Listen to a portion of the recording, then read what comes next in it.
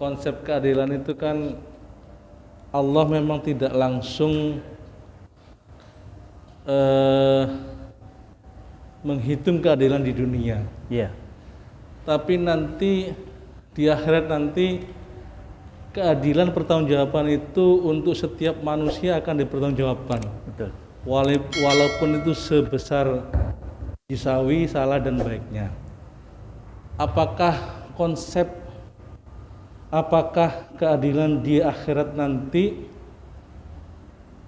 akan bisa berkurang? Misalkan kita berbuat dosa di dunia, misalkan diukur 1 sampai 10, berarti kan kalau langsung diadili oleh Allah kita pasti hancur. Iya. Tapi ketika konsep di akhirat nanti, apakah sama hitungannya? Iya. Nah, itu pertanyaan pertama. Kedua, saya pernah mendengarkan dari salah satu ceramah Ustadz, kita itu bisa menuntut keadilan di akhirat nanti ketika misalkan si A bersalah sama saya bisa minta pahalanya. Nah, mohon dijelaskan Ustadz tentang konsep keadilan di akhirat. Terima kasih. Oh iya. Ya, terima kasih. Kata Syekh Ibnul Arabi itu pernah mengatakan begini, Pak. Sifat Rahman dan Rahimnya Allah itu lebih besar daripada sifat adilnya Allah. Dan ini hanya diberikan kepada orang-orang yang beriman nanti di akhirat. Jadi kalau di dalam Al-Quran misalnya apa ya? Wa may ya'mal mithqala dzarratin khairan yarah. Ada lagi, siapa orang yang beramal baik walaupun sebesar biji proton, gitu ya. Yang paling kecil kan proton, ya, nggak salah ya, dalam ilmu fisika. Walaupun sebesar biji proton itu akan dibalas oleh Allah. Siapa yang berbuat maksiat, siapa yang berbuat dosa, siapa yang berbuat kerusakan, walaupun beratnya sebesar biji proton, maka akan dibalas juga oleh Allah. Ini kalau memakai sifat adilnya Allah. Tetapi Allah bisa menggugurkan dan mengalahkan sifat adilnya. Diberikan kepada seorang muslim yang memohon kepada Allah agar supaya diampuni segala dosa-dosanya. Jadi apa? Ketika kita bermunajat kepada Allah, memohon kepada Allah, ya Allah, saya tobat, saya tidak mau melakukan perbuatan ini lagi. Perbuatan dosa ini pernah saya lakukan dan ini saya lakukan dengan sengaja waktu itu. Sekarang saya sadar ini perbuatan yang enggak baik yang pasti akan menimbulkan marah Engkau. Saya tobat, enggak mau melakukan lagi, benar-benar tobat. Tobatnya nasuha.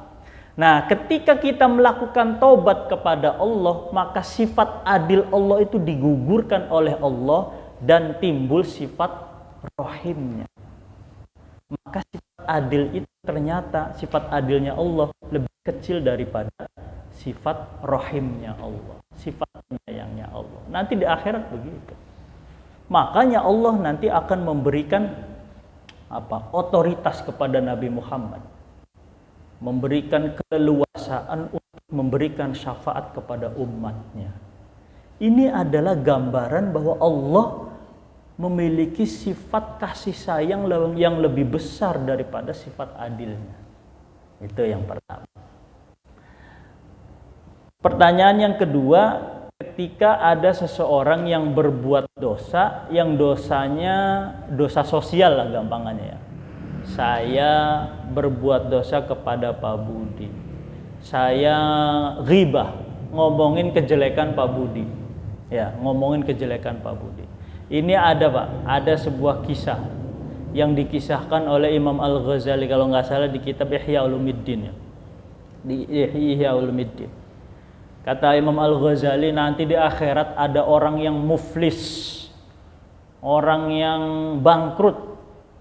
Orang yang bangkrut gara-gara dia di dunia amalnya banyak. Rajin sholat jamaah rajin, baca Quran rajin, puasa rajin, pokoknya rajin dah, beramal ibadah rajin. Tapi muflis dia di akhirat, bangkrut. Amal ibadahnya, pahalanya hilang semuanya. Kenapa? Diserahkan kepada orang yang justru amaliyah ibadah solehahnya enggak terlalu banyak seperti orang yang pertama tadi. Kata Imam Al-Ghazali ada. Ini kasusnya orang ngomongin kejelekan orang, ghibah. Saya ngomongin Pak Budi. Padahal misalnya saya rajin mutolaah baca kitab setiap malam misalnya. Saya kuliah sampai S1, S2, S3, postdoktoral sampai ke Amerika. Wah, pokoknya titelnya luar biasa, profesor, doktor dan lain sebagainya. Itu kan pahala semua karena saya mencari ilmu banyak gitu ya. Sholat jamaah rajin, puasa Senin Kemis, kadang Daud, kadang sebulan full puasa.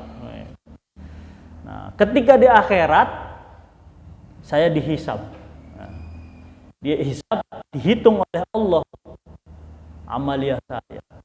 Dia hitung, kemudian diputuskan oleh Allah, kamu masuk surga.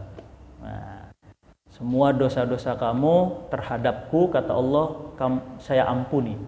Kata Allah gitu. Semua dosa-dosamu terhadapku saya ampuni. Dan amaliyah solehah kamu banyak. Saya putuskan kamu masuk surga. Pergi sana. Jalan dia. Kucuk jalan. Jalan. Ya. Yang kedua panggil Pak Budi. Pak Budi datang. Dihitung oleh Allah amaliyahnya. Amaliyah solehahnya sedikit. Amaliyah maksiatnya banyak. Dosa-dosanya tidak diampuni oleh Allah. Kamu enggak saya ampuni. Amaliyah kamu yang solehah sedikit. Saya putuskan kamu masuk neraka. Pak Budi ngelihat antrian di awal. Ya Allah, tadi si Lutfi itu pernah punya salah. Saya tahu engkau tadi memutuskan dia masuk surga. Ntar dulu, dia punya salah sama saya. Sampai sekarang saya belum memaafkan dia. Kenapa? Dia pernah menghibahkan saya, ngomongin kejelekan saya. Dan itu kan dosa. Oh gitu, kata Allah. Malaikat jemput tuh. Jangan sampai masuk surga dulu, nanti dulu. Ini ada pertanggungjawaban yang belum diselesaikan. Yang tadinya sudah mau masuk ke gerbang surga, Pak. Imam Ghazali nggak berani, nggak jadi masuk. Dipanggil lagi. Ya Allah, kenapa? Apa ini? Tar dulu. Ini ada pertanggungjawaban. Kamu punya dosa sosial. Pernah ngomongin kejelekannya Pak Budi. Si Pak Budi sudah saya putuskan untuk masuk neraka. Sedangkan kamu saya putuskan masuk surga. Tapi Pak Budi nggak terima. Nggak terima apa? Karena kamu diputuskan masuk surga. Ya udah, sekarang gini katanya. Kamu mau dosa kamu terampuni? Mau. Nah, sekarang bayar hutang. Dosa itu hutang, kata Allah. Ya, kamu bayar sama Pak Budi. Ya udah, negosiasi Pak Air. Dia mau masuk surga, negosiasi. Pak Budi, saya harus bayar berapa? Kata Pak Budi apa? Saya kalau mau masuk surga itu poinnya harus segini. Nah, saya membutuhkan nilai pahala kamu dengan poin segini. Katakanlah misalnya 1000. Sementara kamu punya poin 1000. Poin pahala tuh 1000. Kamu punya. Terus kata si orang ini, loh, kalau poin 1000 saya berikan kepada kamu, habis pahala saya. Lah gimana? Akhirnya apa? Dia pasrah, Pak. Seluruh pahala yang dilakukan ketika di dunia diserahkan kepada Pak Budi. Akhirnya apa? Pak Budi yang waktu di dunianya ikhlas, ya Allah saya ikhlas deh dijelek-jelekin sama orang, masa bodoh amat, biarin urusan dia sama Allah, kata Pak Budi. Pak Budi nggak menuntut waktu di dunianya, ikhlas sama Allah. Kemudian di sini baru Pak Budi menuntut kepada Allah. Akhirnya apa, Pak? Kata Allah, ya sudah, pahala orang yang tadi mau masuk surga diberikan kepada Pak Budi. Sementara dosa-dosa Pak Budi ditanggung oleh orang yang tadinya mau masuk surga. Akhirnya apa ujung-ujungnya? Yang tadinya mau masuk surga justru dia masuk neraka. Yang tadinya mau masuk neraka dia justru masuk surga. Inilah gambaran orang yang muflis. Orang yang bangkrut gara-gara ngomongin kejelekan orang. Ini gambaran. Saya ngelihat kayak gini, ya Allah, iya ya. Padahal dia bisa menjalin hubungan vertikal dengan Allah, punya kesolehan pribadi yang baik, tapi dirusak oleh amaliyah jelek. Dia tidak bisa melakukan amaliyah sosial. Ngomongin kejelekan orang kan amaliyah sosial, Pak. Maksiat sosial. Apalagi kalau yang dirugikan orang banyak. Apa itu? Ngerusak hutan. Bukan orang banyak, kepentingan orang banyak. Lah kalau saya ngomongin kejelekan Pak Budi, yang rugi cuma Pak Budi doang satu. Lah kalau saya membakar hutan, yang dirugikan orang senegara. Orang Malaysia kena, orang seprovinsi, bahkan 3 provinsi kena semua. Jadi boro-boro mau memberikan pahala kepada orang satu provinsi, satu orang aja seperti tadi, susah. Makanya Pak, lebih berat orang berbuat dosa sosial daripada orang berbuat dosa kepada Allah. Dosanya lebih berat dosa sosial. Bapak buang sampah sembarangan, buang di sungai, plek. Gara-gara Bapak buang sampah itu banjir kemana-mana. Semua orang dirugikan. Dosanya besar. Lebih besar dosa sosial daripada dosa kepada Allah Subhanahu wa ta'ala. Ngegantinya susah. Kalau Bapak pengen diampuni dosanya, minta maaf dulu. Ada pejabat negara korupsi misalnya. Lah kalau supaya dia diampuni dosanya gimana? Minta maaf sama orang senegara.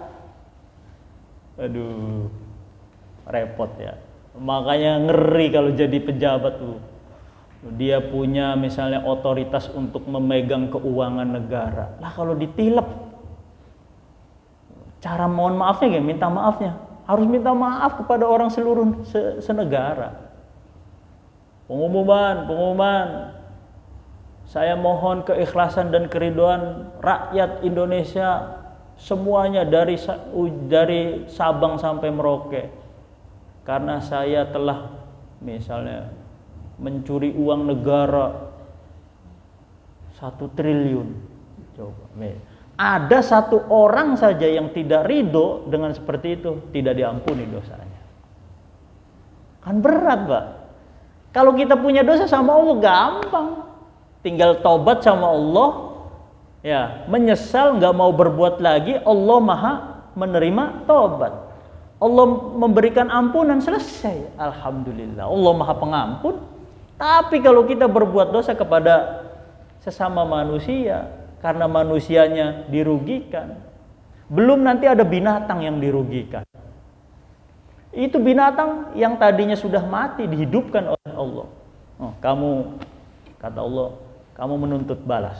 Dulu kamu pernah diapain sama orang ini, misalnya gitu. Ya, dulu kamu pernah disiksa. Pohon-pohonan, biasanya anak muda nih, dicoret-coret pohonnya.